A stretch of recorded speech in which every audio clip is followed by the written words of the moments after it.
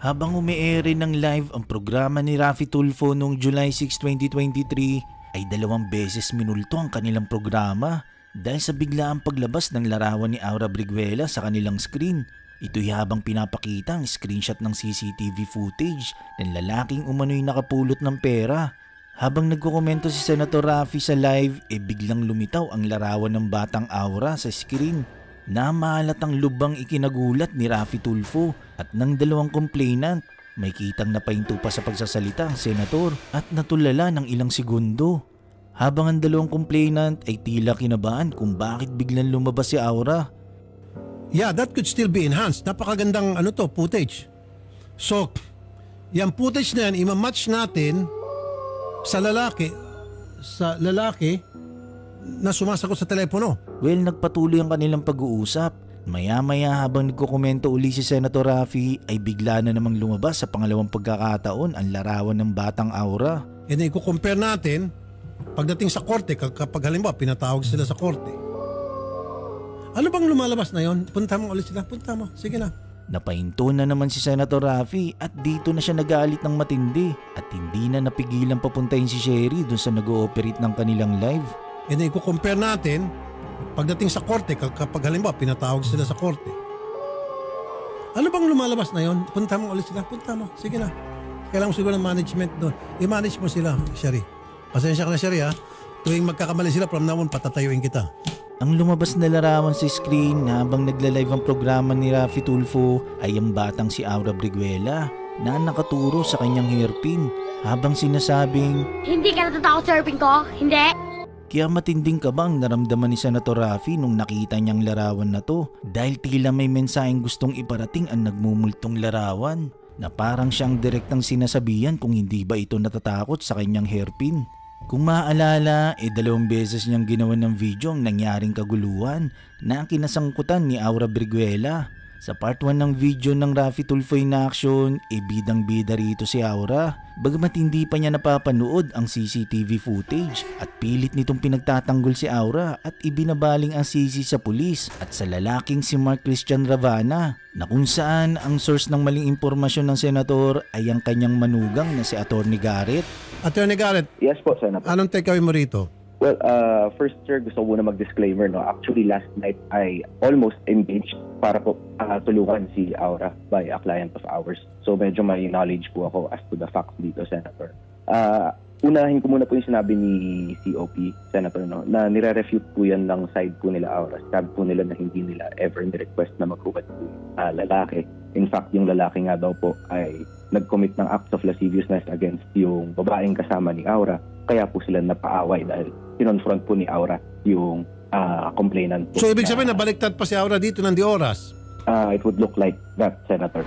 Colonel, may advice lang po ako sa inyo. Colonel, ano po? Next time po, maging patas po kayo at wag ho kayo mag-discriminate. Ano po? Sige po, yes po, sir. Oo. Wag po agad naniniwala kayo sa sinabi nung si Macho para sa inyo na mamachohan kayo. Kung sinabi ni Macho na gusto akong pahubarin at nung ayaw akong maghubad, hinabol ako. Wala pong ganong klaseng gay, sir. Marami akong kaibigan na gay. They're not like that. Habulin, palibasa ay magbuhubad at kakamlutin, kukuyugin. Ano yan? Anong klaseng style yan, sir? Katang-isip lang ata yan ng mga nagreklamo sa inyo, nagsasabi sa inyo, o maging kayo po, sir. I'm sorry, sir, ha? Next time, sir, wag ko kayo ganun mag-isip, sir. Hindi maganda. Okay, sir, Colonel? Sige po, sir. Sa part 2 ng video, naging kontrabida naman dito si Aura. Hindi siya humingi ng apology sa pulis at sa maling paghatol niya dun sa lalaking pinahubad ni Aura. Sa halip ay ibinuntong nito ang sisi sa pulis. May video din na galit si Raffy Tulfo kay Aura at dapat lang daw itong makulong. Dito po nakita natin na talagang si Aura bastos dito. "Hindi ka natatakot sa hairpin ko? Hindi ka natatakot sa hairpin ko?" Sumobra na siya sa kalasingan kaya naging bastos na siya. "Hindi ka natatakot sa hairpin ko? Hindi ka natatakot sa hairpin ko?" Wala na sa lugar. Kumbaga feeling entitled na siya. "Hindi ka natatakot sa hairpin ko? Hindi ka natatakot sa hairpin ko?"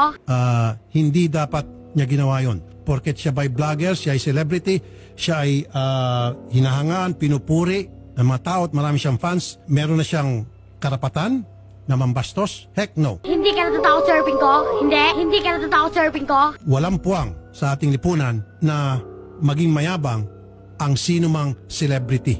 kahit sino pa man, dapat umayos-ayos ka ng iyong pag-uugali. Especially kung celebrity ka, magsilbi ka dapat na huwaran sa iyong mga followers. Huwag yung magsisiga-sigaan ka, mambabastos ka, palibasa ikaw ay hinahangaan, palibasa ikaw ay tinitingala, kinikilala bilang isang celebrity. Hindi dapat ginagawa yon. Hindi ka natatakot sa surfing ko? Hindi ka natatakot sa surfing ko? Sa uli, wala pa rin itong ginawang public apology sa pagkakamali nila ni Atty. Garrett. Kaya marami ang nagtataka na bakit dahil sa maanghang na sinabi ni Senator Raffy kay Aura ay dito nabulabog ang nananahimik na kaluluwa ng batang si Aura. Kaya siguro sinurpresa niyang senator sa kanyang programa at buong tapang na nagatid ng mensahe sa kanyang live program na tila ay tinatanong niya ito kung hindi ba ito natatakot sa kanyang hairpin. Hindi ka natatakot sa surfing ko?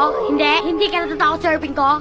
Ang screenshot ng larawan ng batang Aura ay galing sa pelikulang The Super Parental Guardians na ipinalabas noong 2016.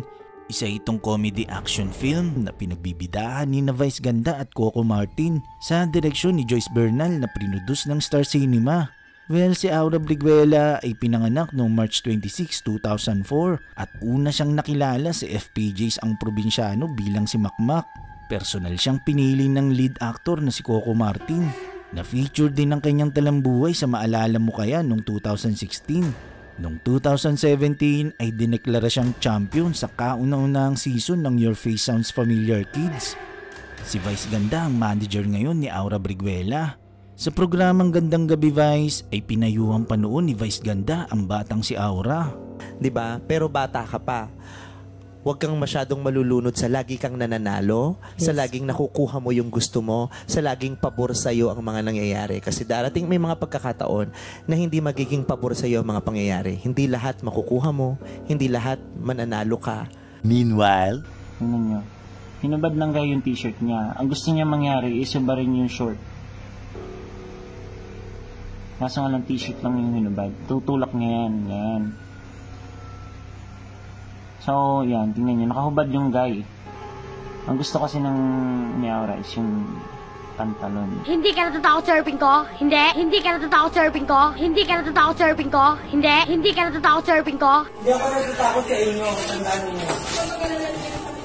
Huwag ka rin mag-alala. Huwag ka rin mag-alala. Tama ka na. Tama ka na. Tama ka na.